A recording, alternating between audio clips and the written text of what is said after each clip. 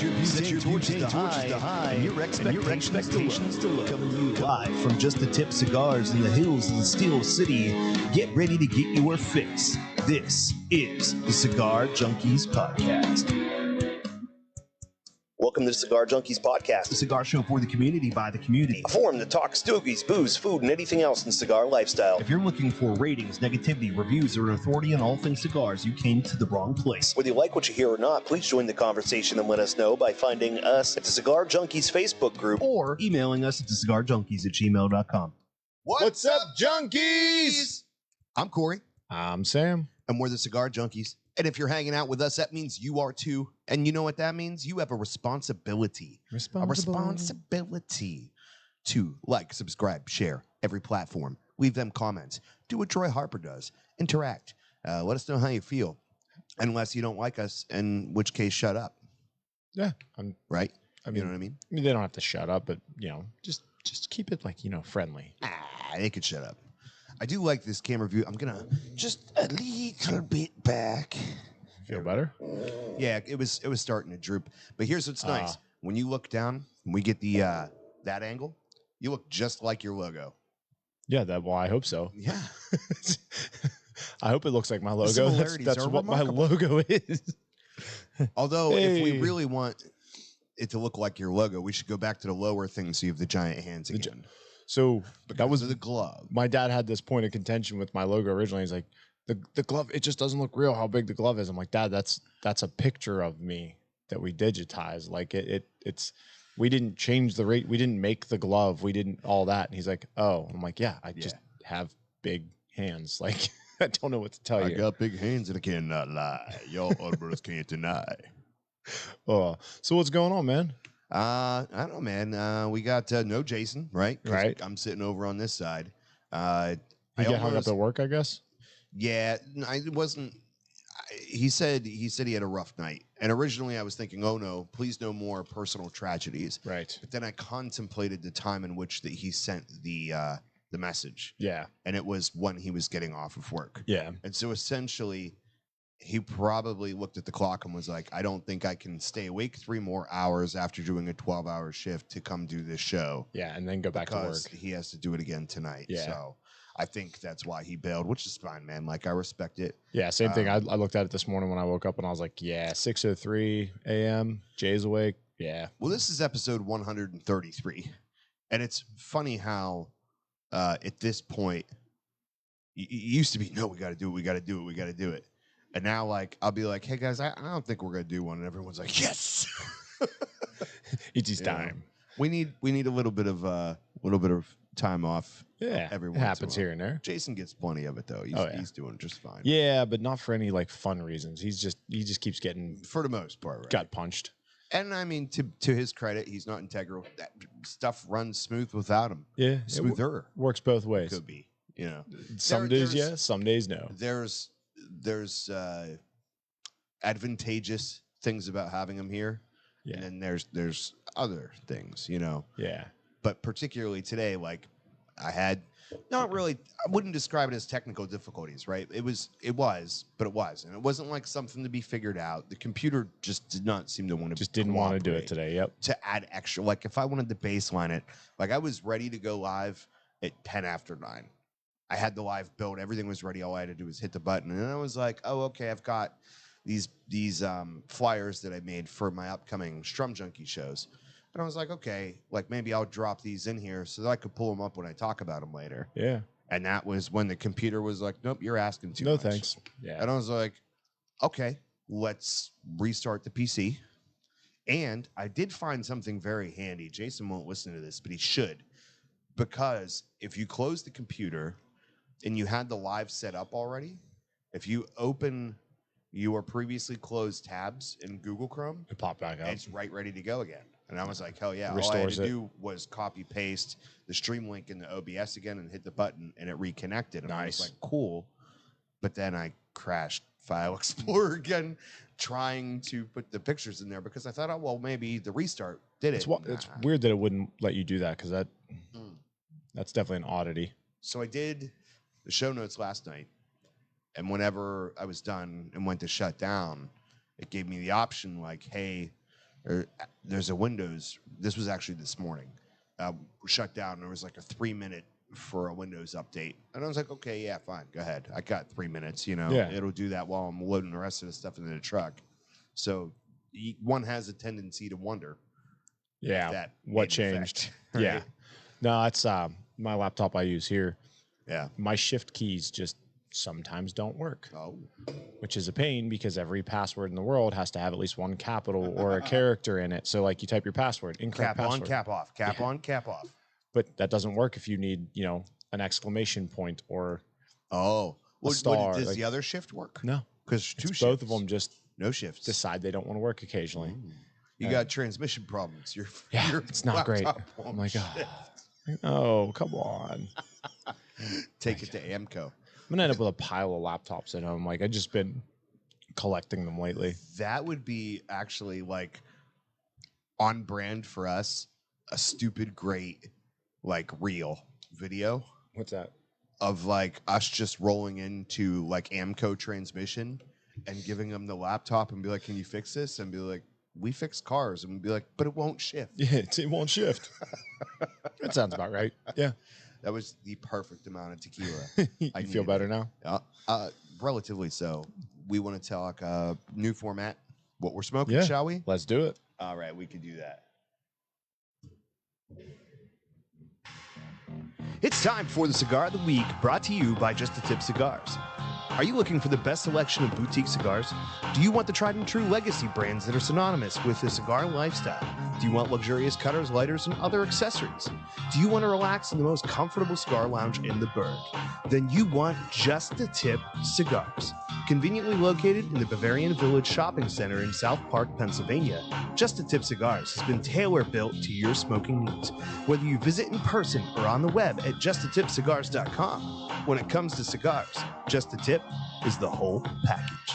Ooh, the whole package. Oh no. You recognize that voice? I was I going do. for Mr. Poopy Butthole. Ooh-wee, the whole package. You went too much into the old man from Family Guy originally. You want some popsicles? I don't. This early in the morning, I don't have a whole lot of control over what my voice Yep. does. Yeah, it it just is what it is. does what it wants to. It's amazing how after 18 years of marriage, my wife still thinks I'm grumpy or like angry with her in the morning or cold Because the voice And isn't I'm working. not. Like there's a couple of things. I look at myself in the mirror and there's like extra lines in my face that aren't there. Like actually it's kind of cool. I got like this diagonal line that happens over my eyebrow. But my eyes are all, the longer I sleep, the more sleep takes me. Yeah. And like the harder it is to wake up, and I'll have this like stuck, like stretched face thing going on. Yeah. Well, But my brain is slow and my face is weird and my voice is really low, and it makes me seem like I'm just mad at the world, but I'm not.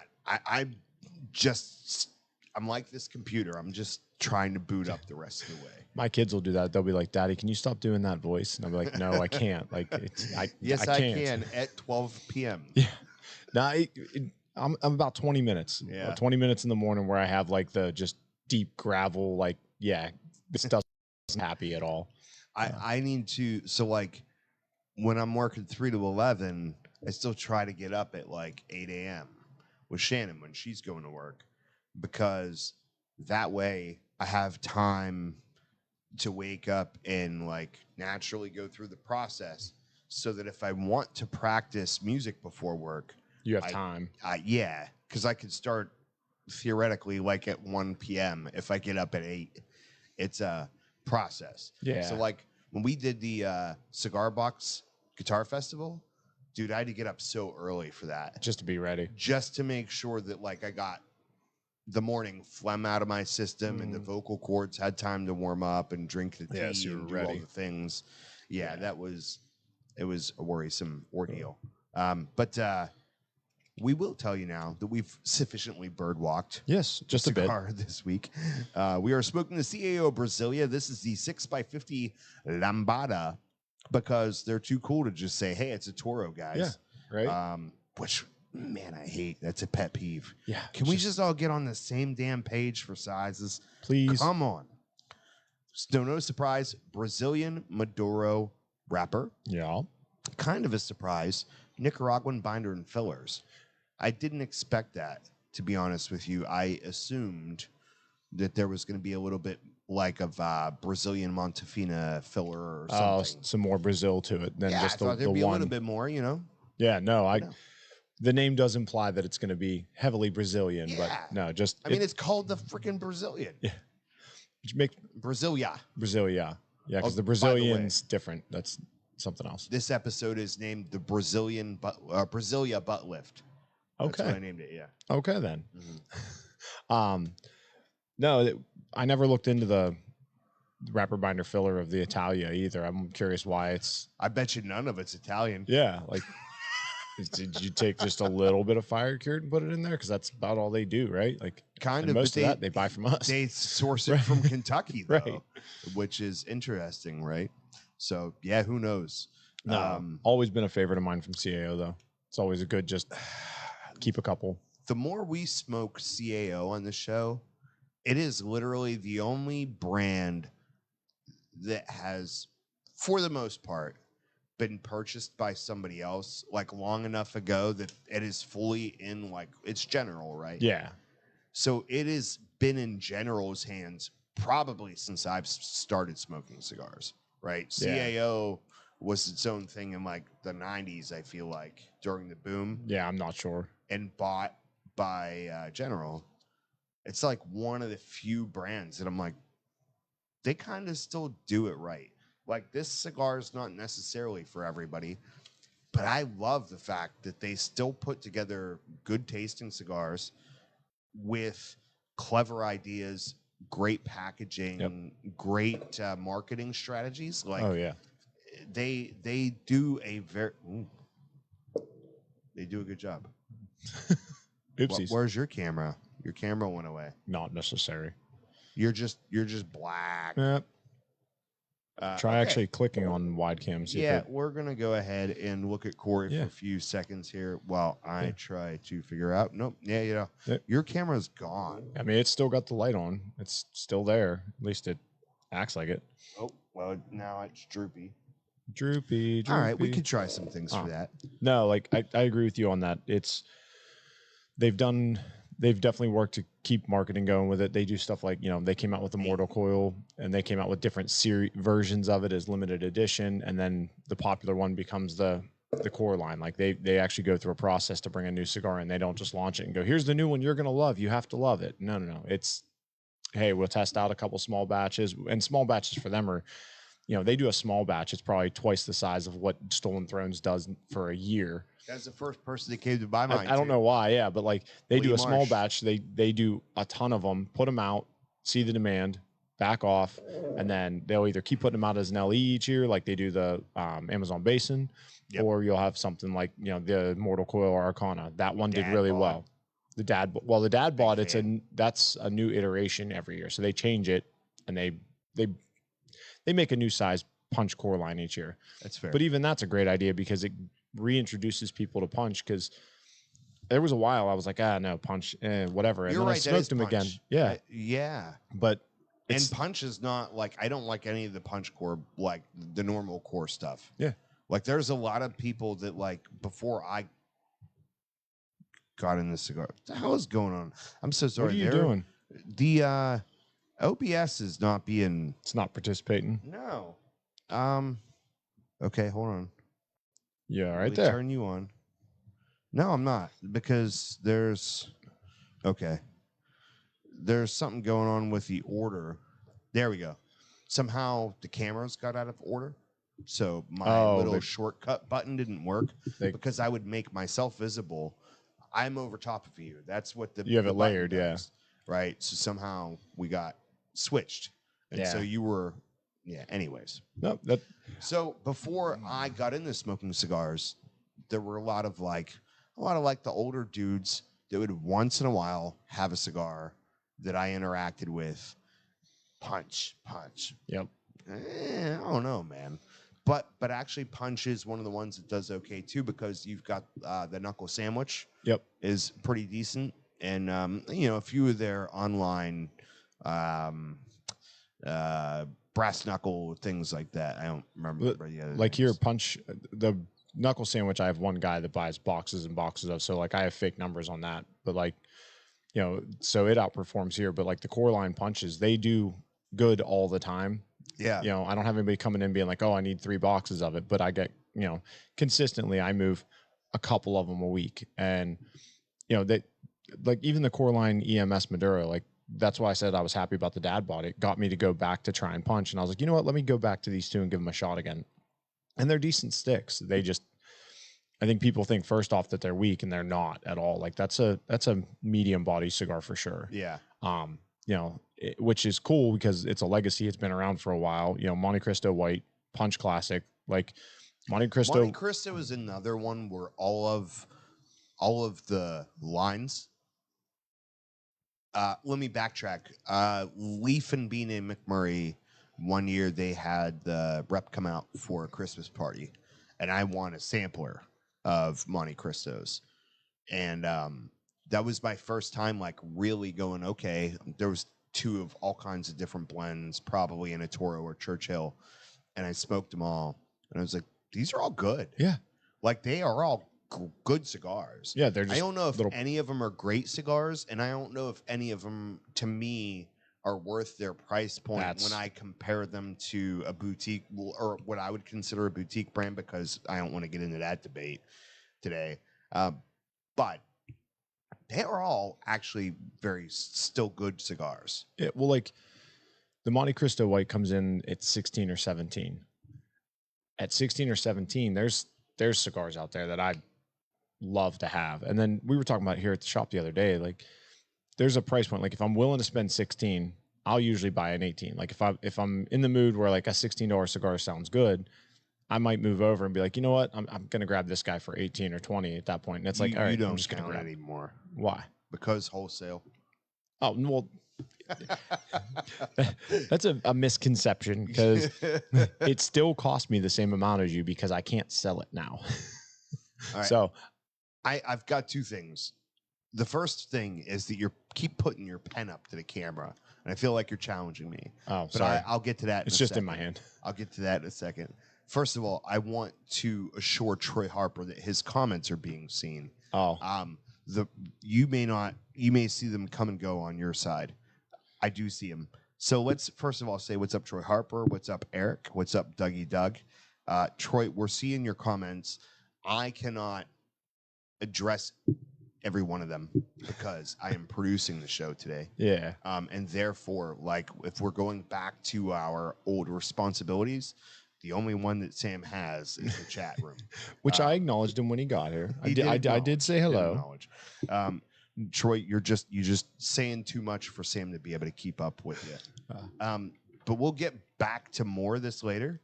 But if we're going to be holding up pens, I'm going to hold up one too. So I feel like this is kind of going to be the unofficial topic. The official, unofficial topic of the show is lighters and lighter repair. Now, wow, look at that hand. Yeah. That's a big hand right there. That's how you do it, buddy. Get all up in there. That's right. So just so you know, you're being seen. Yeah. But we do not have to jump on the lighters right now. You just held up your pen. I felt like I just had it in my hand and was talking and bibbity boobity. So legacy talk is still cool. Yeah, like the Monte Cristo White is a great stick. That's the core of their line. Like that is the core of their core lines is the white label. That's the one that everywhere you should see it. It should be there. It's always in demand. But what you said about pricing, like I love the Monte Cristo Nicaragua. That's a good stick. I just at that price point, I'm no thanks. Like bring it down to closer, not even as low as these guys, but bring it down a little bit, and they would move like crazy. Here's the thing about them is, to my experience so far, there is no bad Monte Cristo cigar from the American standpoint. Well, Monte Cristo is Altadis. Yeah. Okay. But what I'm saying is that there is still a Cuban Monte Cristo. Oh yeah. Right. Oh, gotcha. I'm talking the Altadis Monte Cristos. Yeah. There are no bad ones. They are not priced competitively. Yeah. However, they still live off of the name. Yep. Because you got guys that golf, and that's their only exposure to cigars, or there's guys that, you know, have been smoking very, very casually for 30 years, or older people, and that's the name recognition they have is the Monte Cristo and the Cohiba. Yep. And so they go, I want something good. This is what I'm going to go to. And they live a lot off of the legacy of that name. They are, I've never had a bad one, but if you're watching this, you're not really the people I'm talking to right now, because you're a little more into cigars than most people if you're fucking watching this. But with that being said, the people that assume that that's the best cigar, they're just living off of a name legacy that isn't accurate anymore. Which comes back to like Cuban cigars too. Like there was a time where Cuban cigars were they were it. They were the business. That was it. Yep. And now they are still really good cigars. It just it's not there. It didn't progress. It stayed where it was. If Stolen Throne had been around in the Cuban era, or it would have been in the cigar boom, and people were like, wow, this is amazing cigar, like that would be the one, because they don't make a bad cigar. They are all incredible, and they're all really incredible for the price point, whereas Monte Cristos or Cohibas are not. And they have the name and the marketing recognition, but like you said. But that's what I'm saying. It's a time and place and history, and that's what people hold on to. And that's fair, because the average person does not smoke cigars or does not smoke many, and so you kind of go, okay, what branding do I know? Yeah, what do we want to do there? And then another thing with like some of the legacies, like with CAO, you know, the Flathead 660, with Monte Cristo, the Nicaragua, you know, there's a couple different legacy ones, master blends by Oliva. These are ones that I think they kind of screwed themselves using Cigar Bid and stuff like that, where they went out there and they were so cheap compared to what they actually cost, you know, MSRP on those sites, and they flooded it. Now guys are like, well, I'm not buying this for $16 when I used to get them for $5 a piece. Come on. There ain't no way that they're going to buy them from a brick and mortar. Yeah. By the way, this flashback, Family Guy style, to a couple of days ago, we were having a conversation. Someone said brick and mortar. It was my brother-in-law, Sean, thanks. And I go, I want to start, and I tried to figure out how I could make the words in my head work. So I said, okay, let's start a physical store that sells. You can't call it a Lego store, so you got to sell building block kits or whatever. Yeah. But we're gonna call it Brick and Morty. Brick and Morty. It just have like, you walk in and there's like a 6 foot tall. It's just all Lego like, brick. It's all themed Rick and Morty, but it Lego says Rick. I'm Lego Rick.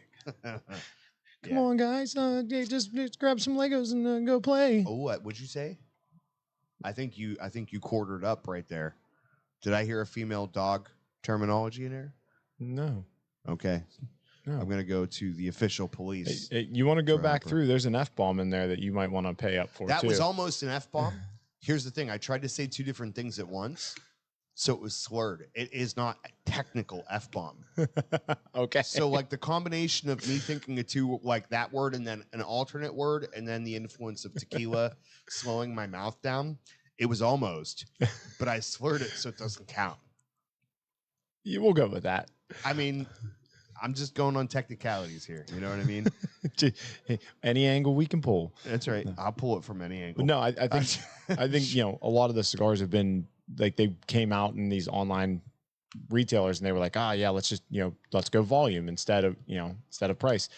And then they still want to be in brick and mortars. It's like, guys, like I can't carry that cigar. You know, I've had the same 10 count box of Master Blend since I opened, and it's a great cigar. It is a great cigar, but that's the thing is, I don't think Oliva is hurting on that one. I'm sure they sell plenty of them online. Right. And that's just what it is now. Which is a shame, because it could have been more. Yeah. Because to be honest with you, I think the Master Blends whoops the crap out of Most the of their Series line. V and the Yeah. Milano and stuff.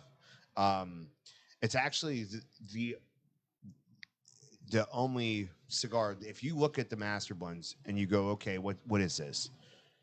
It is a Rocky Patel Decade box pressed. It is right. Are all the Master Blends box pressed like a soft box? All the decades are. Are the decades? Yeah. Okay. So Well, then it's the same. Yeah. It's like they're very similar. yeah, I think the only sizes I've seen of the Master Blends are like 5-inch and down, and they're all a bit wider Now they have than the Churchills decade. and Do they? stuff too. Yeah. Yeah, I haven't shopped them that much. I brought one box in because I know it's one of those cigars. It's a safety net for people. It is a good cigar, and but yeah, you're never gonna have people walk in and be like, "Oh, I like this cigar. Let me grab it," because you're gonna be like, "No, I usually get that for." And I've had that way conversation less, like so $3. many times, and I'm like, yeah, you know, especially guys that have been smoking for 4 or 5 years or more, like that shopped at Holtz and ordered from there, like. Yeah, they were selling them there way cheaper than my cost is now.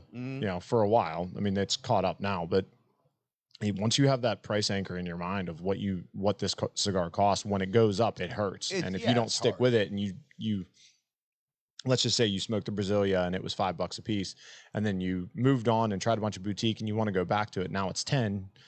Now you're upset, and it's like, no, dude, it's been 3 years, like.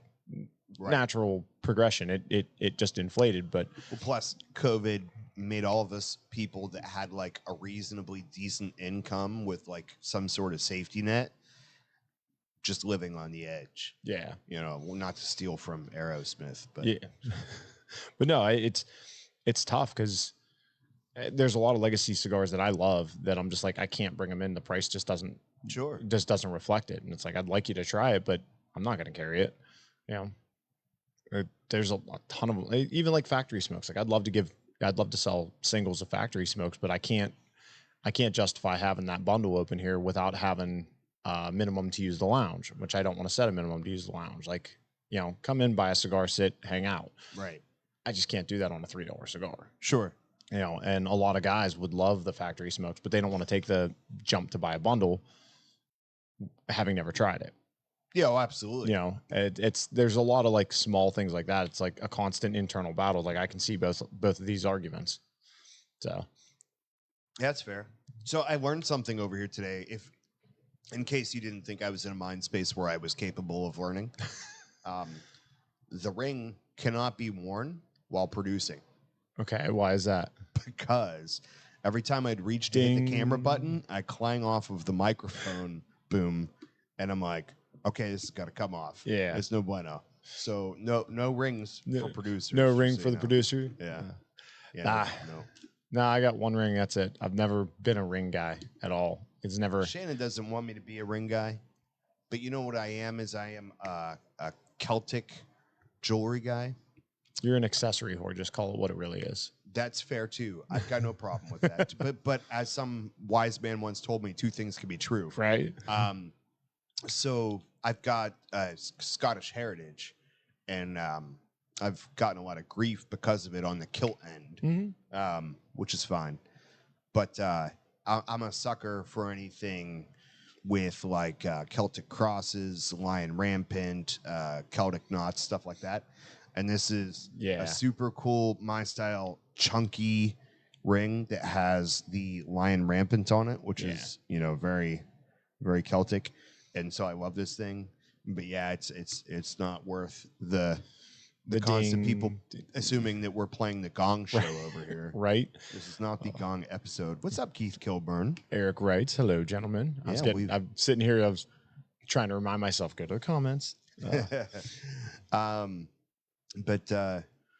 So I thought a good topic for the show, and I don't know how crazy hard we want to go into it, is lighter repair. So the last time I was in, Sim was like, hey, man, I got this pen as a swag item from Oliva. But whenever I got it, the button just hung off the side, and it was never going to do anything. He's like, you want to take it home and play with it? And I was like, sure. Like, I will, but it's not going to ever work. Yeah. Because it was in pretty bad shape. But I was the kid whenever I was a kid that I would walk around because you walked everywhere, rode your bike everywhere when you were a kid. So I'd go to my friend's house and I'd come back on like trash day, and somebody would have like a stereo receiver or a VCR or You had to play something with it. sitting out for the trash, and I'd have to bring it home and plug it in, and it don't work, and then I take it apart and see if I can make it work. And more oftentimes than not, when I was successful, all I did was take it apart, put it back together. Yep. And it would work. Oh, yeah, 1/3 of the time, maybe it actually got back together because then I was like, I don't know where this goes. I'm bored. I had fun spare taking parts, throw it away. Yep. Or you would smell it and you would go like, oh no, this is burned up. Yep. It's done. But there were occasions. My uncle gave me like a really expensive DSLR camera. He was like, yeah, this is no good anymore if you want to mess with it. And I was like, okay, cool. And like, I took it apart, played with it, got it back together. It worked. I don't know how I fixed it. I don't know that I did anything. It doesn't but apparently it was like a hard reboot. Like after doing that, it was good. You know, I did that for years. I had like 2 routes that I would drive every week in the pickup and just go around and pick up old lawnmowers. I mean, like it was every Tuesday and Thursday I would go out, and there was these 2 spots where there was always these 2 neighborhoods. There was always somebody throwing away a mower, and these things were like brand new, especially in the spring when it doesn't start, go get a new one, right? Or like I can't change the spark plug. It's good, like that's all it took, you know? Right? But no, I mean, tearing mowers apart, and then I'll sell it to somebody for $50. Like I got a gasket into it and a little bit of time. Yeah. Okay, $50. Hey, you get a basically brand new mower from last year that they just buy a new one every year. Okay. So that I definitely relate to that one. It's either buy a new one or get your fingernails dirty. Some people are allergic to that. Yeah. Actually, like, do stuff. But no, we did that. But like my dad he always had appliances and stuff like that he was fixing in the basement. And I remember a microwave that he had in the basement. I tore it apart, and he insisted I had to put it back together. And I'm like, I can't. And I'm like 7. Like I'm not, equipped to put like, back together. You have to at least put it back together. Like put all the parts in it and close it up. And that was it. But like washers, dryers, all that. I grew up just playing with them because why not? And that's the joy of finding something out for garbage day is like, it's already broke. It's already garbage. Like, how much more damage are you going to do other than maybe burn your house down, But, like, you're not paying the homeowner's insurance when you're a kid. So it's like, okay, that's a risk I'm willing to take, or not one that I'd taken into consideration as a factor. Yeah. Microwaves are when I discovered capacitors. I will never still bite you. Ever forget that.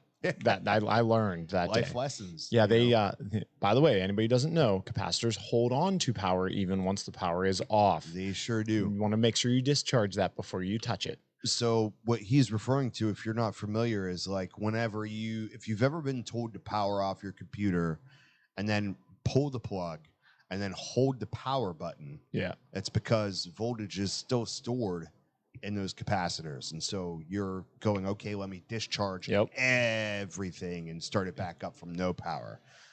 Which is funny because, like, I don't remember what the subject matter was, but I was talking to Shannon. We were driving out to the Weaning House yesterday, and something came up, and I think it was mechanical. And so she asked me a question that I was able to answer, and she's like super impressed. And it's like, well, in my day, it was still kind of common for a young man to go through just interacting with things. Yeah. And you had to find ways and do stuff. Like, I was explaining to her how in the 90s, if you were lucky enough to have a car, and it was usually a beater that required constant repair. Remember the Hayes manuals? Oh yeah. That you would buy. Oh yes. My pap probably had every car he ever owned. Still had the Hayes manual on a shelf in the garage, right? Because you would go like, there's no YouTube yet. There's no, like, there maybe internet exists. You had to drive out and get a book. Lack of accessibility or awareness. And you go, okay, I got to figure out what to do with this. So you would get the manual, and then you would go to your male role model that's had some experience, and you go, okay, like, what does this mean? Yeah. And you go through that process, and that's something that, even though kids have more information accessible to them, they have a little bit less motivation to escape from that information and go into the real world and use it. But in my day, it was like you would have your Hayes manual, Oh yeah, under the seat or wherever, laying because they on were too top of the big for motor the while you're glove working. Yeah, compartment. that's when we moved out of our house in Greene County to where we are now. I think I threw away 400 or 500 Haynes manuals because like I was a mechanic. And there's a lot of stuff that's vehicle specific I didn't know. So every time I'd like, oh, I've never worked on one of these before. When I was at the auto parts store, I would just grab the manual and just it was part of the That's right. job. And That's it. you know, and I had so many of them. And finally I was like, I can just YouTube this. I don't use these books anymore. But it For hurt a little bit while. because I had one from 2002 that was a Geostorm that I worked on, a little just Yeah. beater car. And I think that was the first one of them I ever picked up. And I'm like, do I throw it away? It's a yeah, throw it away. Like this is just nostalgia. Throw it away. But there's so many of them in there and a lot of them saved my bacon. Yeah. Working on, once I started working for people and like getting paid to work on their cars, it changed things. Well, it's funny because Troy Harper has like the most relatable comment I've ever seen in here. And funny, like this is his best comment ever. But before the hub, you held on to these things forever too, because you never know when you need to go back to something when your bank's dry. Yeah. And so you'd have your physical collection that if you needed, you got into a bind until it became okay. I don't have to worry about downloading something from a shady site and like wrecking my computer or phone or whatever. Now it's a little more accessible. But he says, growing up on garbage day, we looked for girly magazines. Even found half of a dumpster full of them once. All I'm picturing is Troy like, Harper running towards that dumpster like Billy Madison. Nudie Magazine Day. Nudie Magazine Day. The slow motion run. Yeah, absolutely. It's like that dude. That was like Goonies treasure. You know what I mean? Like you hype it up in your head, and like in your head, this is like treasure. Yep. Yeah, for sure. Keith said he has two new 3-flame torches that don't light. They give him a quick flash, but won't actually light. Chances are, man, purge them all the way down. Yeah, fill them back. Most of the time, it's a gas issue. So I am the resident lighter repair expert, I would say, for 4-hour show. Oh, yeah, you've played just with because way more. I've got more time to invest to actually tinker them. Yeah. So I'm gonna borrow because I haven't really thought hard enough to try to come up with my own. But Mr. Jonathan of the Cigar Authority has an acronym that he uses.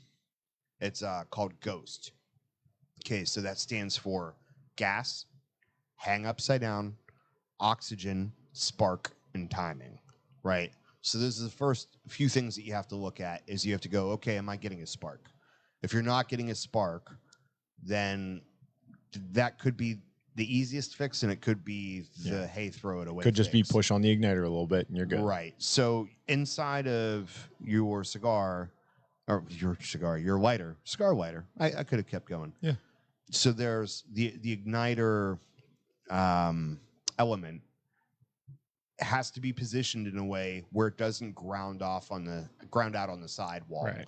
So if it's grounding out on the sidewall and it's not being directed into the jet, into a place where it's going to make contact with the gas coming out, then you're not going to get nothing. So usually you could take like a precision screwdriver or something like that, like an eyeglass screwdriver, and manipulate it a little bit. And oftentimes that'll be all you need to do. But what happens is that's an inevitable thing. That's going to happen on even the best lighters because the constant heat and cool down means that that's going to move. It expands and contracts. So make sure your igniter is positioned where it is actually contacting the spark is contacting the jet. Gas is another one. A lot of people don't know to purge your lighter. Yeah. Right? Like that's probably one of the biggest, most common things. Yeah. So whenever you buy butane, first of all, there's different qualities. So if you put bad butane in it and you get a buildup in there, that's no bueno. But there's a propellant in that can sometimes to push the butane in, right? Yep. So you want to, after you fill the lighter or before you refill it, either use a tool like the Zycar tool. I love it because it pushes the gas away from you instead of directly onto your fingers. Right into your face. Yeah. Yeah.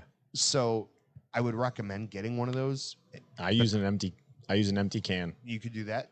I take an empty butane can, I poke holes in the base of it, and I use that upside down. And I like it because if you hold like right at the base of it while you're doing that, once it gets cold, stop. That means you're getting butane instead of air or propellant out. Yeah, generally, like I do a slow bleed with my tool, and if you're seeing liquid coming out, that's a good sign to stop, right?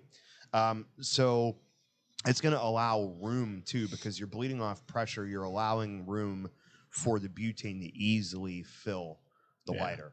And then even after you fill it up, give it a little bit of a purge with your tool, whatever you use, whether it's a can, a screwdriver, an actual licensed tool, and then top it off. And then you also need to either let that sit for a minute so that the temperature adjusts, or B, the first time you light it, just don't expect it to light up because you're going to be super gas heavy, propellant heavy, or whatever. Okay, so the other thing is when you're filling a lighter, that lighter needs to be upside down and the can needs to be upside down. It doesn't go, okay, I'm going to put the can here and put the lighter on top of it. That's no bueno. It does not because you're going work. to push the air, the propellant into the can and not the actual butane, right? Right. So that's the other thing. That's why upside down is important. The other thing is oxygen, right? So if your jets are clogged up with ash or anything else, that's no bueno. How do you get rid of that? You turn the adjustment on the bottom of your lighter all the way off, open it up, unless you have one that you can open without having a simultaneous gas ejection. Then you take your butane can. You can also use like an air compressor, air tool, or you could use like canned keyboard air, cleaner. But I think the best way to do it is with butane. So you take your butane can and put it on top of your jet and give it a quick pss, pss, pss, squirt. Yeah.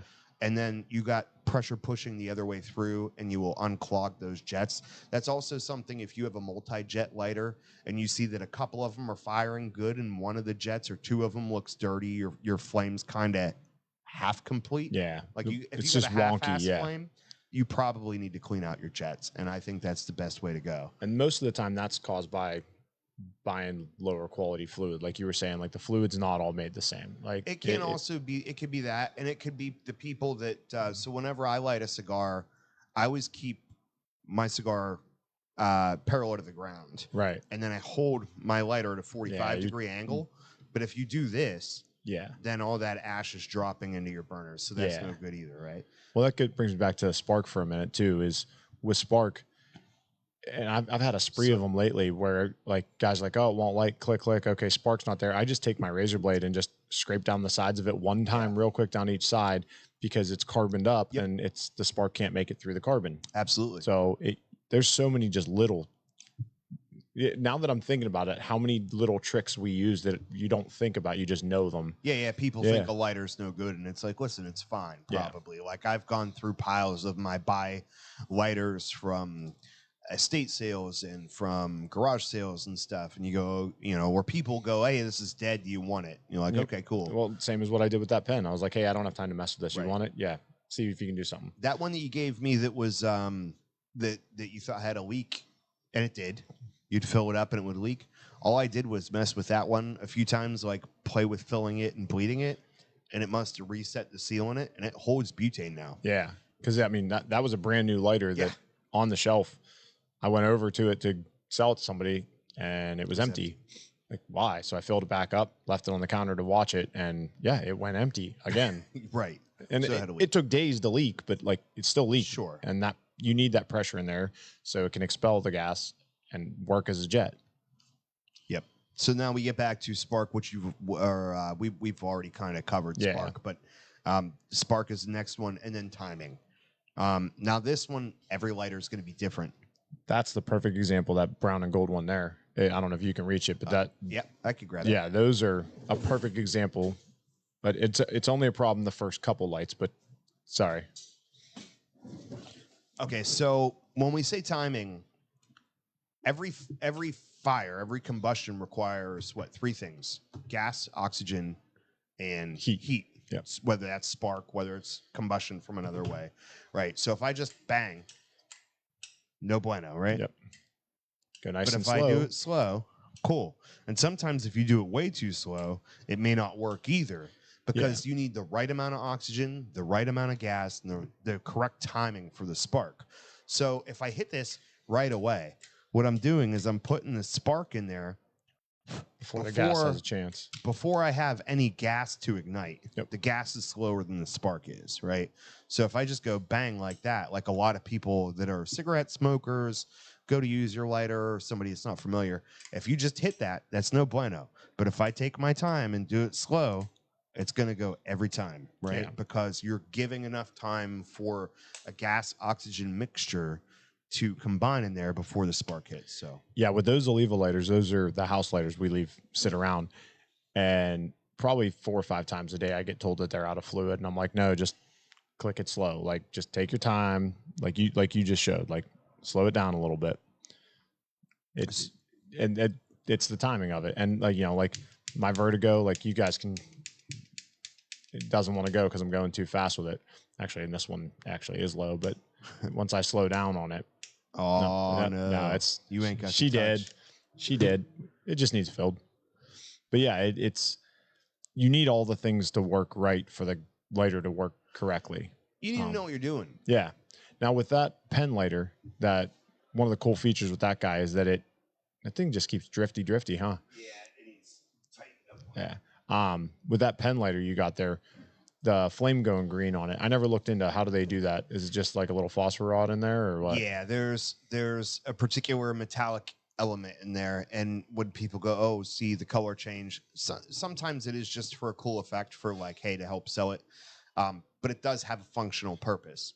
And if you've ever tried using a butane torch outside, like on a golf course, against the green or blue when it's really light outside, you can't see it. You can't see it.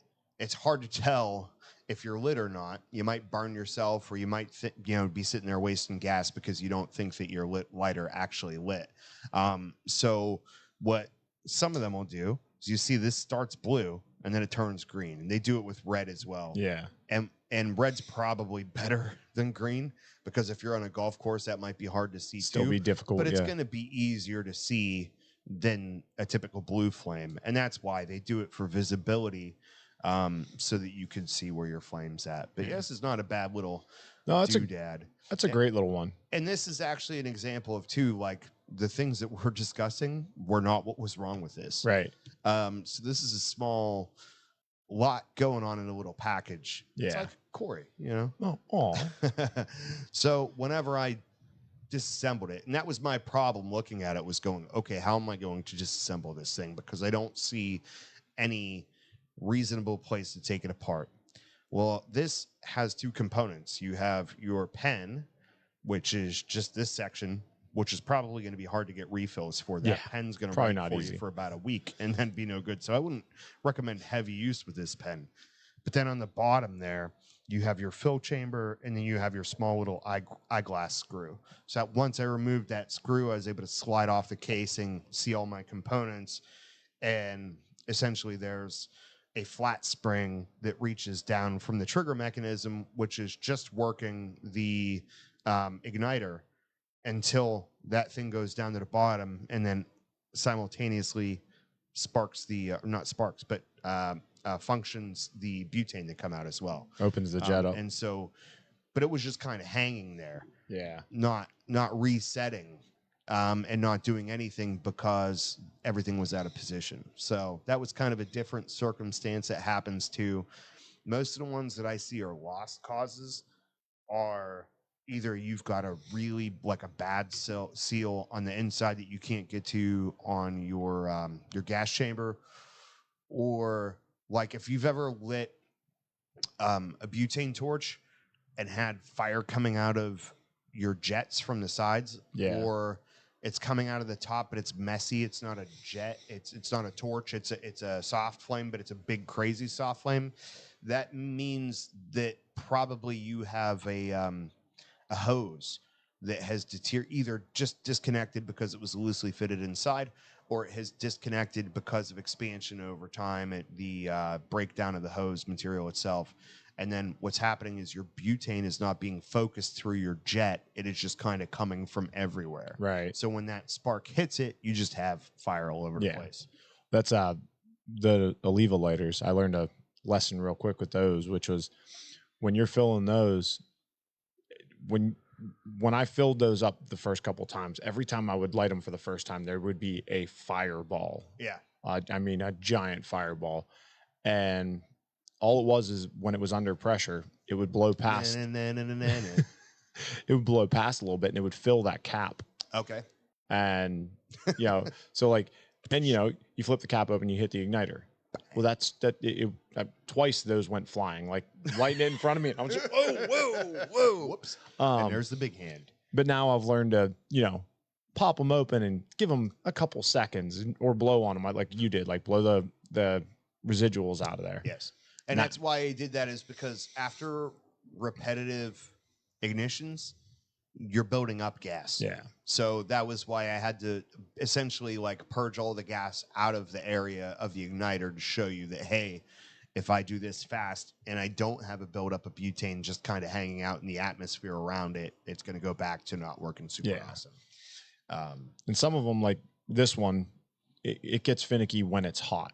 Mm-hmm. So like once it gets hot, it's really, really hard to light. But it, just blow on it or shake it a little bit, and once it cools off, it lights fine. But sometimes that's just the timing goes off just a little bit because there's too much heat there, so it's pre-combusting before the fuel gets there, and then it won't stay lit.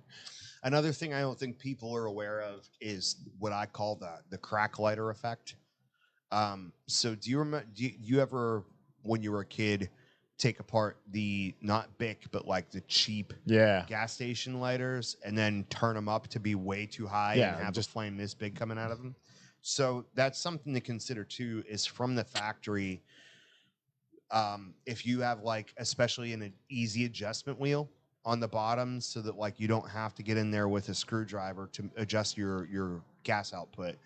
A lot of times what happens is the min and max setting on there aren't really good. Either it's too much or too little. Right.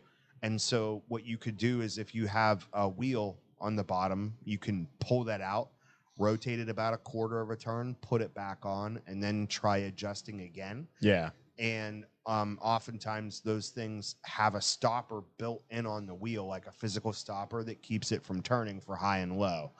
And so if you spin that a quarter a turn either way, you'll see that you're able to increase your maximum amount of gas output or decrease it. So if you go, hey, like, I love this lighter, but it doesn't, it's putting out too much gas, or it's not putting out enough gas, that is often sometimes what you can do is you could get on that wheel like Sam's about to show you, and you can pull that off and make the adjustment on the bottom. You probably just pull that off with your fingers. Nah, these have been really snug lately. Bang. So, yeah, it was that quick to pull the adjustment wheel off there. Here comes the big hands. But on the adjustment wheel, there's I don't know if you'll be able to see it, there's a key on it where it has a physical stop where it'll reach into. So whenever you reassemble it, you put it back in with the key, towards one side. Now I've got full range of motion towards that other side. So now, well, this one, we don't want to light this one. This is a dead soldier. That's the last dead soldier I had that you gave me, other than the pen, was that exact lighter too. That's the one that leaked. This one's a special circumstance. If you notice, that is not supposed to be bellied out. Those are supposed to be straight sides. That was left in a car on the dashboard in the heat immediately after filling it. Unfortunately, it did not. He brought it in. He's like, he set it down in front of me, and I was like, "What are you doing with that?" And he's like, "What?" And I was like, "Give me that." He's like, "What?" I'm like, "Take another one. Just give me that lighter back." He's like, "Why?" I'm like, "Because that's not okay. Like it's doubled its capacity." Yeah, I did of that what it should have to been. a tank, a frac tank once. Oh, we won't go into too much detail, but I didn't realize it was a sealed tank. And I was dumping oil into it, which is very much like butane, gives off vapors. Yeah, similar situation. So we're doing like a weird thing here today. It's not uncommon for Jason to not be here and for us to actually stay on topic. but it is a little bit weird that we stayed so well on topic for the last 50 minutes that we have not touched base with how we're doing with the cigar. So how's the cigar for you? Always fantastic. Yeah.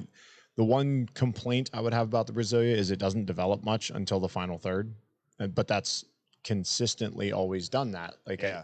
I enjoy it, but one of my key things looking for a stick anymore is I want to see it progress and change as it goes through to keep me interested in it. My ADHD is there too, where this guy is, I mean, a half inch into it till almost halfway through the final third.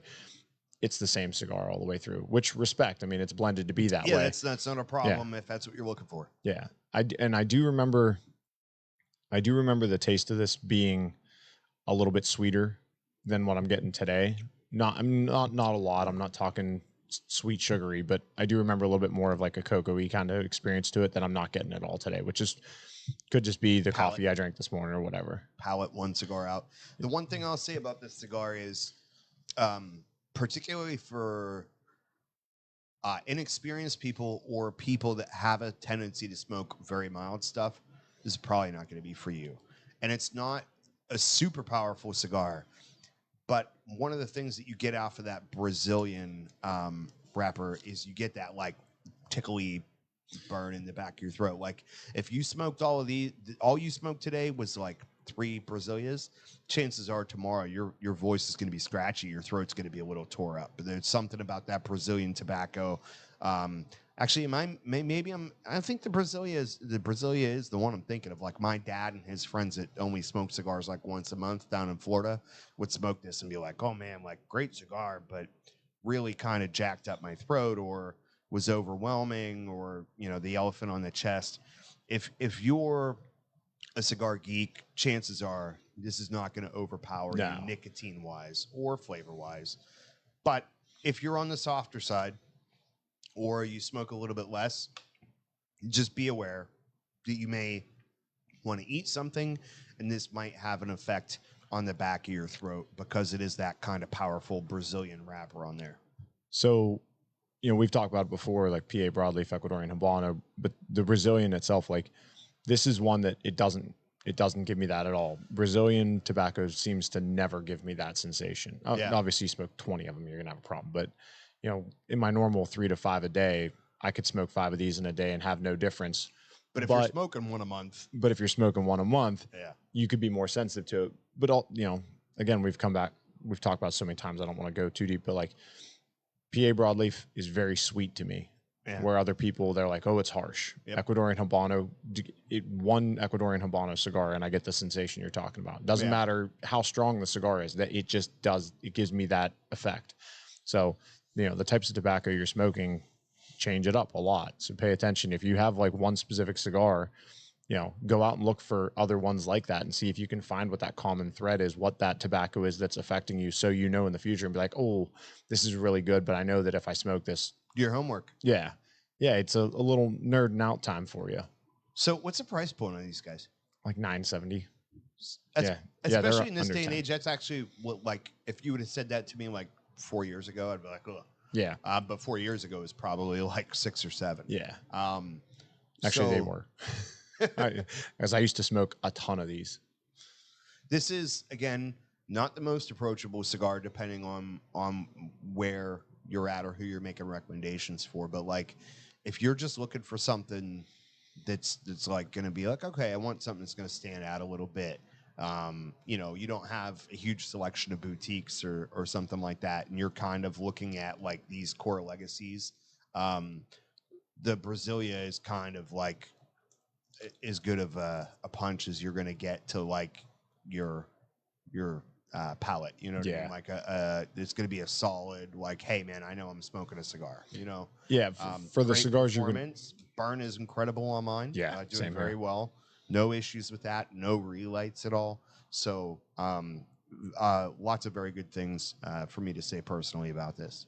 Yeah. No, I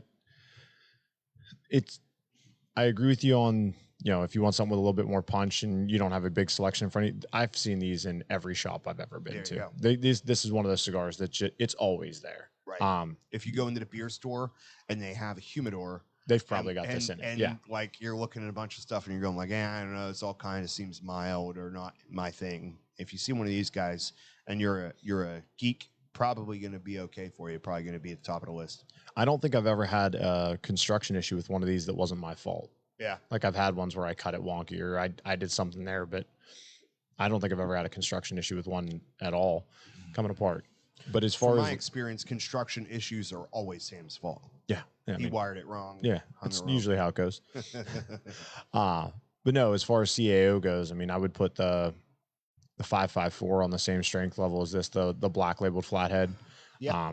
The spark plug I would put higher than this on strength. The 660 I would put a little bit lower from the flathead series. Now the MX2 I would put same, but double very, Maduro. yeah, but very different type of strength to that one. Definitely get more into that San Andreas world and those kind of notes. Right. There you go. I do miss the BX3. I haven't had one in so long. I completely forget what it tastes like, but that's another Brazilian one for you. Yeah. So I got to get, I think they're coming back out. The old MX2, man, I like that cigar. Oh yeah. Recent ones don't quite do it for me as much. That was one of the few that I grabbed from San Lucia, and I made that weird trade the one day, and like there were MX2s and there were he gave me a couple of Opuses and all of the triple Maduros and stuff, and a lot of those cigars, it was like I'm benefiting from. When I got those cigars, if I went to a retail store and bought them, it wouldn't have been what they were because those had been sitting in the humidor. Yeah, they were aged already for a minimum of 5 years. So like those cigars were oftentimes not even the same blend anymore as they were whenever I got them.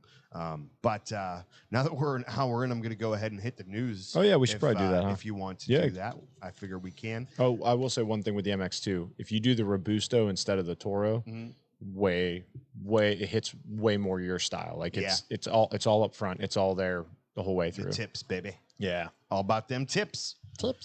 Artista Cigars has announced the HOF. No, not House of Feruza. This is the David Ortiz line, and it's begun shipping to retailers. HOF stands for Hall of Fame. The cigar honors David Ortiz's induction into the National Baseball Hall of Fame in 2022. It's offered in two sizes, regular production Toro at 15 a stick and a limited edition Figurado at 16.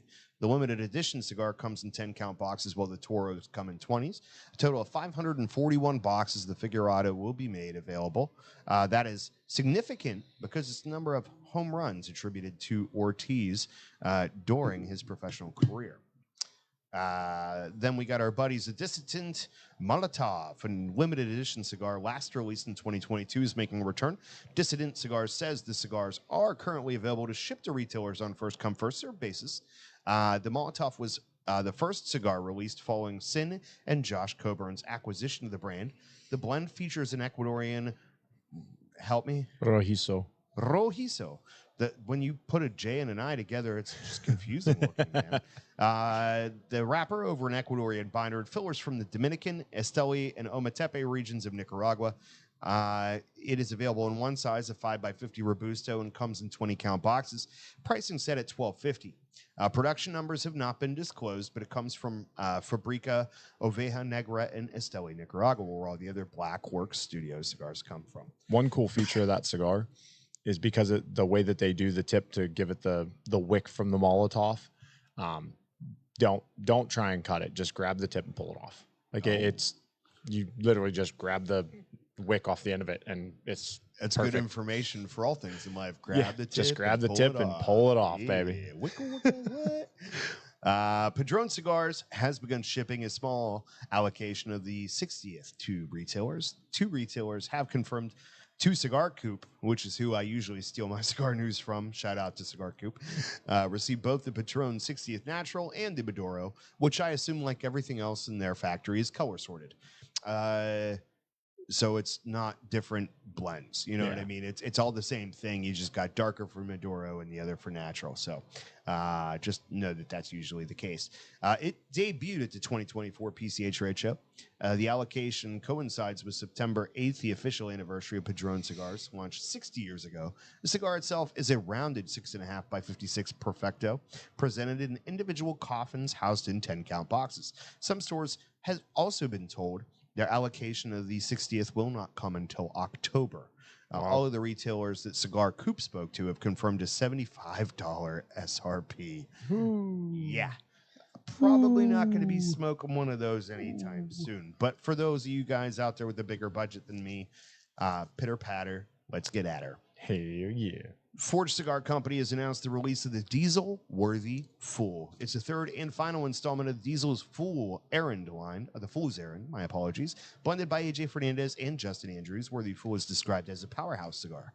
The blend features a Nicaraguan Habano binder and filler and is finished with a dark Ecuadorian Sumatra wrapper, which means probably going to make your throat itchy. Yep. Yeah.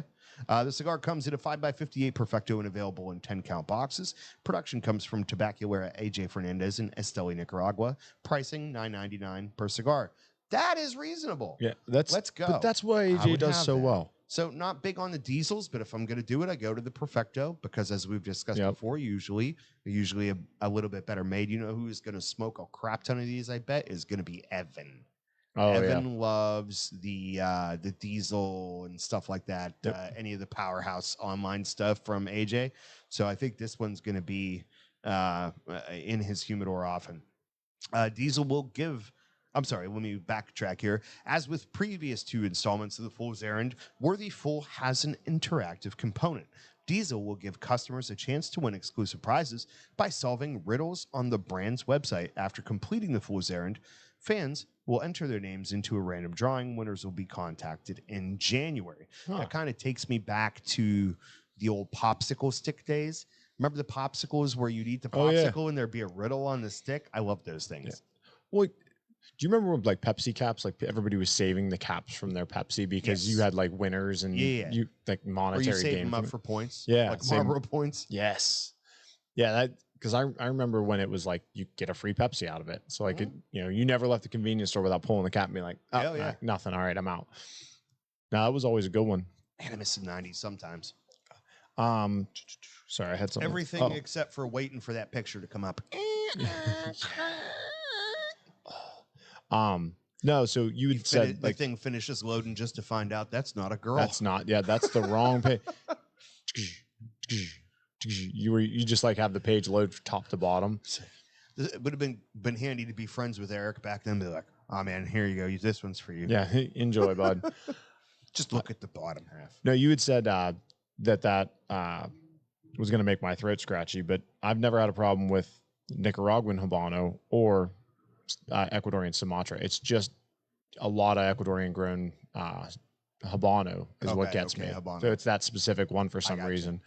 And I will say I feel this in the back of my throat, and it's not like a troublesome experience. I'm not like, oh, this is unpleasant, but I definitely understand why somebody that's a little bit more of a noob to or like dips their toe and doesn't jump in like we do, would kind of go like, okay, this is going to do a more to them than it will to me, but I feel an effect in the back.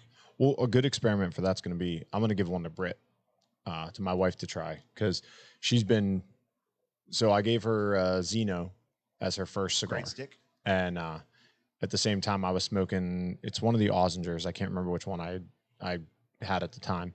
And she grabbed that and she's like, oh, I really like this one. And I'm like, okay. Like the one I had was potent. So I'm like, all right. So she's done the Zeno, the Leather Rose, and a Tatiscan. That's all she's tried so far. The Leather Rose, she was like, no. She's like, there's no reason it should be that sweet. I've been kissed by a rose in a bad way. But yeah, so she's done those. So I'm next one on our list is probably going to be this guy. Let her see, like you said, a little bit more strength, a little bit more that direction. That Oz, I got to figure out which one it was, so I kind of better have an inventory in my mind of what she's tried. Yeah. But no, this one, I think she'll really enjoy. I think it'll be right up that what she's trying to go for, and she's going to work her way through the humidor, she said. So Good. curious to see how that's going to work out and how be far interesting. she makes it before she's like, okay, I just like this one. Yeah. Because she's very much that or person. like, okay, I'm gonna stop going through blind and you tell me which Yeah. ones. Well, and right now it's new, so like just go grab something. Sure. But no, she's very much like she goes to one restaurant, she's ordering this. She goes to another restaurant, like she set in her ways. She's one of those people that once she finds the things she likes there, she's not looking to see if there's something she likes better. I like it, I'm good. That's my wife too. The Really? number of times that she's gone to a place, like she'd go to the high-end place and be like, oh, I'm gonna get the chicken mayonnaise, and you're like, oh, this sounds good too. Nope, I know that chicken mayonnaise is incredible. I know I'm gonna love it. I'm gonna get it. Like, I'm not gonna waste my meal. Yeah. No, and whereas Kieran, my daughter, the other day was out to dinner with her boyfriend. He was celebrating getting some good financial news at work, which is great. And so they went out for a meal, and she was going back and forth on two different things. There was so my daughter's vegetarian, and she was looking at this one thing, and the waiter even told her, like, oh yeah, absolutely, get that, it's incredible. She's like, should I get this or the veggie burger? And he's like, the other thing. And like, he almost changed her mind because he led her to the thing she wanted, and she's like, well, F you, I'm gonna get the burger then. Yeah. And then she did not like it. It was oh, like really? mushrooms in the burger and like beans and stuff, and she found these hard spots, and she's like, she ate half of it, brought it home. I don't even know if she ate half, but she brought half home and then like reheated it and took like a half a bite and threw it away. Yeah. Just wasn't worth it. Yeah. I don't do forest boogers either, so I'm with her. Yeah, I can't. The concept of going vegetarian just hurts my soul because like I like vegetables. I eat a lot of vegetables, but that doesn't satiate me in any way, shape, or form. I like animals too, especially if they're cooked right. Yes. Yes, I'm 100%. I'd be the guy who raised an animal and just called it whatever it was. Like, oh, that's burger, that's bacon, that's ham. Like that'd be the names of the critters. All right. I was talking to Curcio last night, and so we're hanging out on the deck, and I don't remember the start of the conversation, but me and John like food, so I pull out my phone, and I have a folder in my pictures specifically for food. I have different stuff, cigar stuff, manly stuff, this, that, friends, family, food. So I pull up the food, and I was like, here, just browse through this. You'll like this, And so I thought I'd get my phone back in a minute. Like, he took his time on every picture. Like, what? Ooh. And like, ooh. The amount of respect I got, like, from him looking through that folder was more than I thought I would, because John is like serious. Like, he smokes. He's a foodie. Yeah, dude, he makes some incredible stuff. And so, but the great part is Marcy's like looking over his shoulder, and like she's making faces that like I wish my wife would make at me in bed. Like take this out. No, yeah, I don't need to see that. But they're looking through all my food pictures and stuff that I've made, and all these fun faces and reactions, which was cool. Which I need a new smoker, man. I need a new smoker for next year. And unfortunately, just like everything else, I'm like looking at the Big Daddy. Yeah. And I'm like, okay, I got a year to figure out how I'm going to get this, Pit Boss with like the touch screen and the wireless and all the things. You're going all in on it. If I'm going to do it, man, like I want the pellet one that the heat is fed by the pellets too, not just the smoke, the whole thing. And like that thing does everything. You grill, smoke on it. Like I don't want to replace my propane one. That's the other thing is you go like, okay, propane's nice and easy. This thing? Yeah, because I already have like the smoker is not even currently underneath of my roof, and this would be like 8 times the size of my current smoker by width. Yeah, width space that it's taken up. But it it has like a baffle in it that you could flip the thing. And then it opens up, and then all of a sudden you're searing stuff with it too. Yeah, like, oh, baby, and you could fit a lot of stuff in there. And I'm like, well, I could smoke all kind of stuff in that.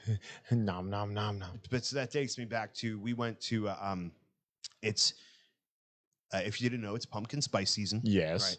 So my wife is not a pumpkin spice girl or an Ugg boot girl. What she is a fall festival girl. Yeah. She likes the apple picking and the ciders and the pumpkin patches and all of those things. And she wants to do as many as possible. So okay. So this weekend was the first one, and out in McDonald, they had what she thought was just a typical fall festival. What it is a Native American festival. It's the annual powwow thing. It's cool. They got like all the Native Americans like doing dances and music in the circle, which is really just them marching with like a couple extra steps in there. That's their dances. And I'm like, I could do that dance. Yeah, it's easy enough. And you know, there's a bunch of cool stuff for sale. Most of that stuff's not my gig, but I was like, there's a lot of pelts. And I'm like, you guys are like the only people who get away with this. Like, we've done so much bad crap to you that PETA's going to leave you alone because they can't attack you without looking bad. But like pretty much anybody else did this, you'd get just crucified. And so like we go to this one place and there's literally a box full of rabbit pelts.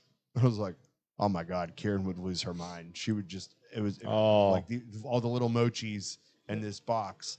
So how many did you buy?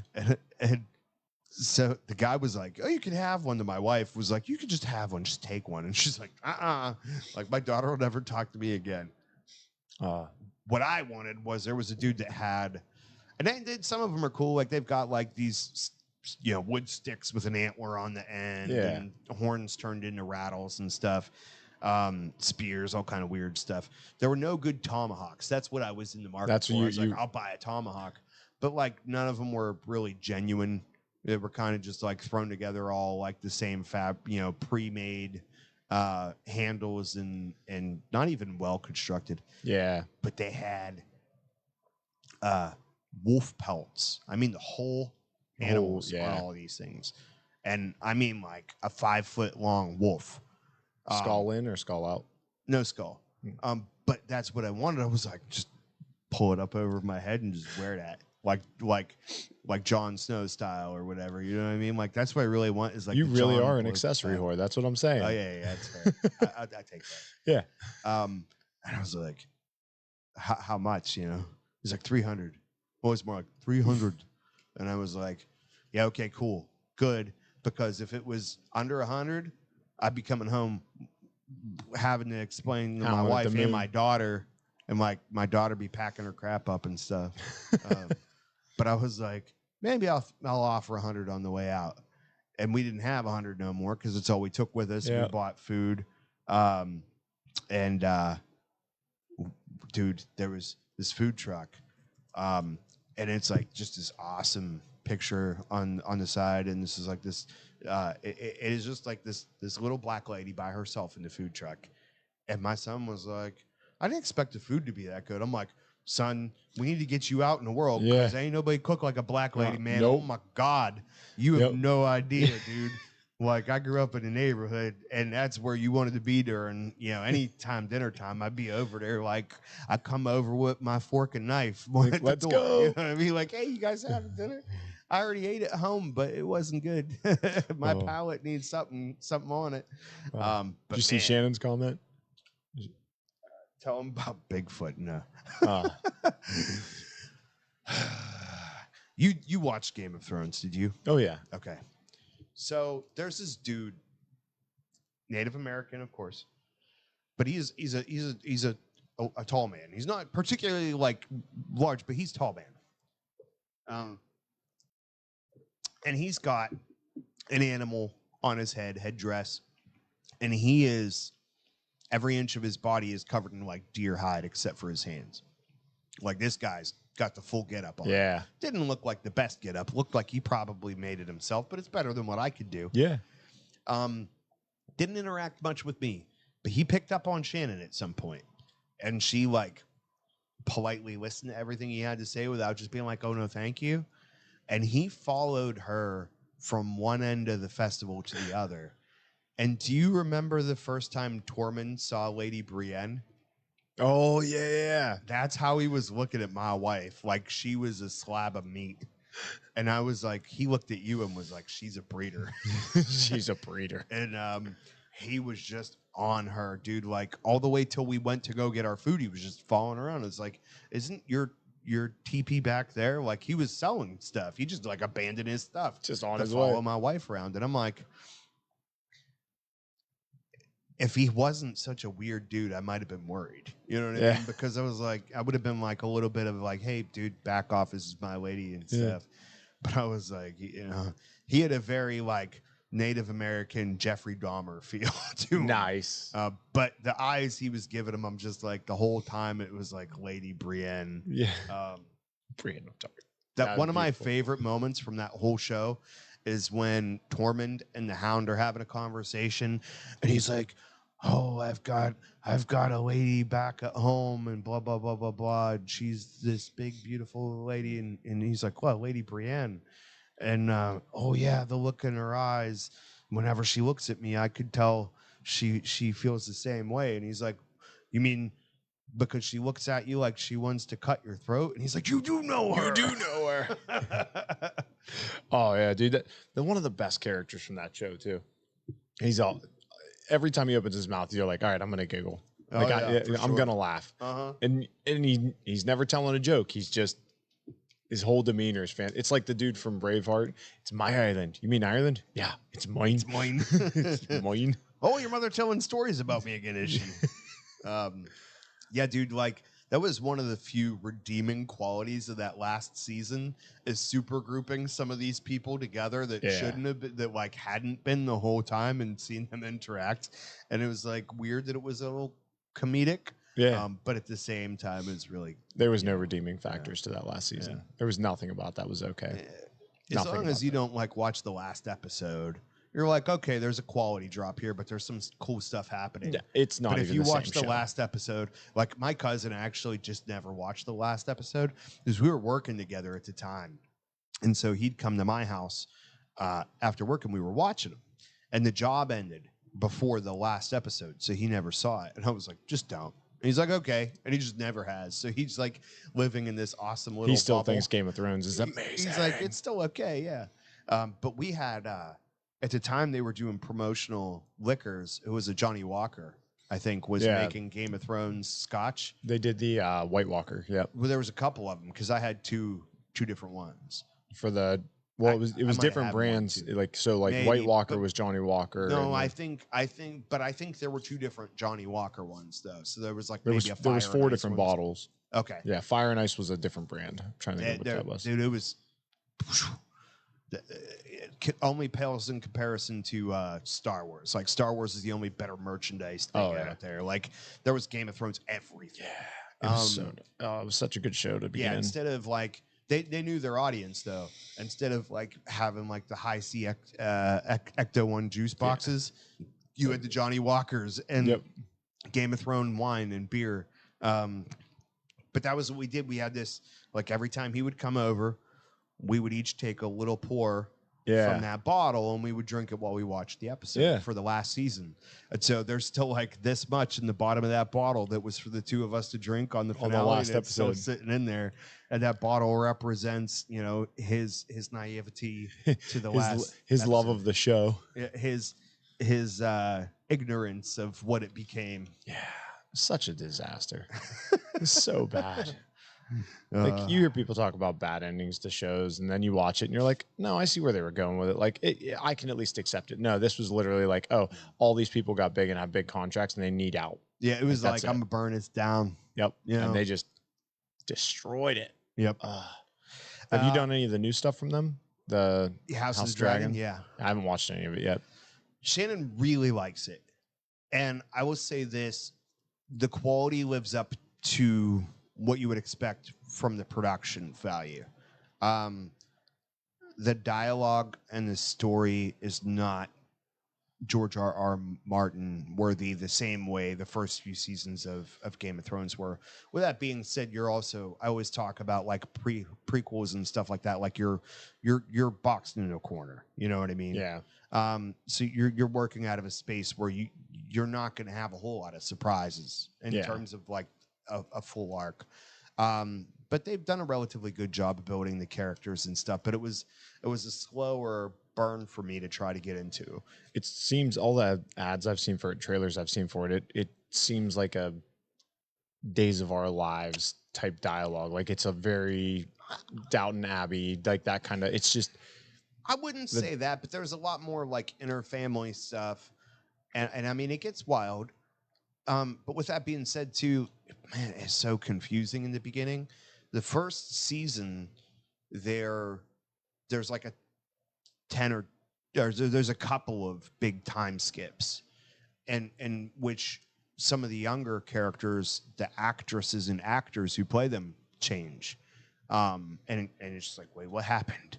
This Oh, lady's yeah. a different person now because they couldn't age her up enough. So they started with like a young girl to play this character, and then they had to go to an older girl.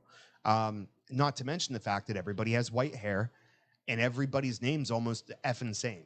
It's always Daenerys or Daenerys or get that Yeah. and then Aegon and Ergon and Agon, and it's like, who the hell is anybody? They all look Yeah, the same. You change the actors. Their names are almost identical. Sometimes the names are the same. Hold on, I gotta stop you because if you keep going, I have a feeling your wife's gonna call and start screaming at you on the show. She's not happy with us right now. She's not into this. Stupid. I'm losing my mind listening to you talk crap on our show. Here's the thing. I think it's good. Yeah, I just don't think it's Game of Thrones. it's not the same. And like somebody like Shannon loves it. And I know other people that do too. And I don't dislike it. I'm not saying it's a bad show. It's just, to me, it doesn't quite capture the lightning in the bottle that the other show did for me. But there are a lot of redeeming qualities. Like it's cool to see, some of the stuff in history happen and ancestors of people, and like a lot more dragon stuff. And there's it's really cool whenever two armies, like two different people fighting each other, both have dragons. You get to see It's how a whole that different. works. Yeah. Yeah, it's pretty. So there's like a lot of cool stuff too. But for me, it was definitely, it was not as like immediately like, oh, they pushed a 10-year-old kid out of a 3-story window because he caught the queen banging her brother. Yeah. Like that. Like, oh snap! Wow, we're just gonna. Yeah. And it's not even that they pushed Bran out the window. It's the fact that he just like casually The did it things and I do went for back to love. what he was doing. And Yeah. you're like, what? Oh, Holy crap! yeah. It was like, wait, a superhero just ran through a girl and turned her Yep. into atomized her. Yeah, dude, that shock value has a lot to make you go like, oh my god. Yep. And to be fair, there's incest in this one too. Yep. So if that's what you're watching for, hey, Hey, good to go. You're set for up. Sure. But yeah, it's interesting. So I don't know how we got so deep into that. I know it was a transition on the alcohol, But it and happened. stuff, so, what do you got coming up event wise? So I've got 1781 is going to be on Thursday the 19th. Okay. And then the 20th we're going to be. This is not an event for people to attend. I mean, you can get tickets, but the 20th we'll be down at the Best of Pittsburgh party. We'll be finding out how we placed. And then the 21st, I'll be at the Italian Festival in Washington. That's from, it's either 10 or noon till 8 p.m. I can't remember. One of them's my setup time. One of them's the actual start time. When is that? Saturday, the 21st. Saturday the 21st. I work at day. What time is it? It's, I want to say it's noon to 8 p.m. Down I can in come Washington. after work. If there's a place you ever wanted to eat, it's an Italian festival. Yes, 100%. I'll come get fat. Yeah. Let's go. And then the 29th, I've got my Liberty Pool event, which is our last one. We're going to be at Liberty Pool for the year. There you go. And then on the 30th, we've got Ladies Night here at the shop. Cool. So Brittany will be here. She'll be taking care of everybody's. Probably Ryan Seneca. All the ladies. All the single lady? No. So Strum Junkies this coming Saturday, the 21st, will be our first show over at the Circle, and that is in Crafton. I will highly encourage you, like a lot of the people that normally come to our stuff have things happening that Saturday and won't be coming out. So we always love it, especially at a new venue, to have people come out and to show them that we could bring a crowd in. And, that's not always the most important thing, but it's nice, it does help to the business owner who's paying some money to get you in there to bring in some business. It'll be just me and Nick doing the acoustic thing. That's from 6 to 9. It is a non-smoking facility, but they do have an outdoor area that is very nice where you could smoke. They have incredible food, and it's actually a really, really nice bar. That's one of the ones where Shannon and her friends from work will do like a happy hour. Okay, cool. Because it's close to their work and they'll get a hang there afterwards. So that's how we discovered that place. It's really cool. Looking forward to playing there for the first time. Again, that's Saturday the 21st from 6 to, or is it 6 to 9? 7 to 10. I'm sorry. I misspoke before. Not 6 to 9. It's 7 to 10. Then the big one, October 26th. That's a little ways out, but you might want to think about reserving your seats early. We've got the Halloween party at the Leaning House, which is going to be awesome because we've got costume contests. We've got specials on the Monster Smash Tatuaje Monster Series box is going to be there. You got Troy Harper coming in from out of town to hang out with us that whole weekend.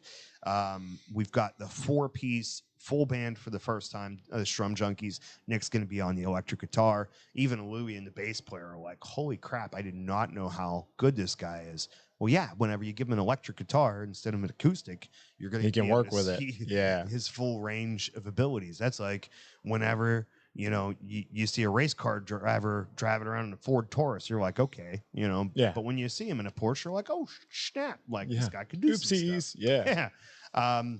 So that's going to be super awesome.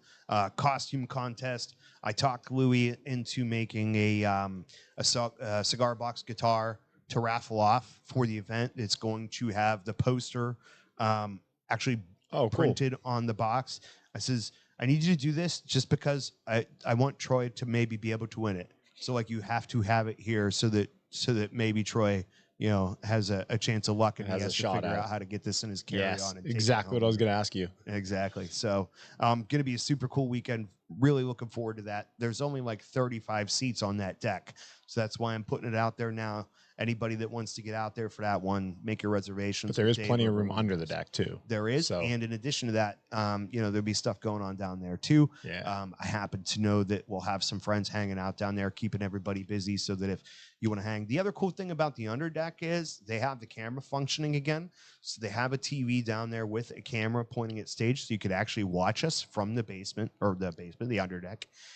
If you couldn't get a seat, there's comfortable furniture down there and you're sitting right underneath of us, so like it's almost the exact same audio experience as you would get from above, so it's super cool to hang down there as well. Me personally, I like listening to the bands down there, because I'm not a concert goer. I don't want to be bombarded with all of it, but being downstairs, you can still have a conversation with somebody if you need to, but you can hear the music very well. It's a great time, and it's a cool environment too. A lot of effort put into down there, and it's a pretty badass place to hang out as well. It's a cool spot. Next week you can hang out with us. We'll be smoking something from Wayne House. We didn't pick one, but I've got it. We'll do. Say the thing.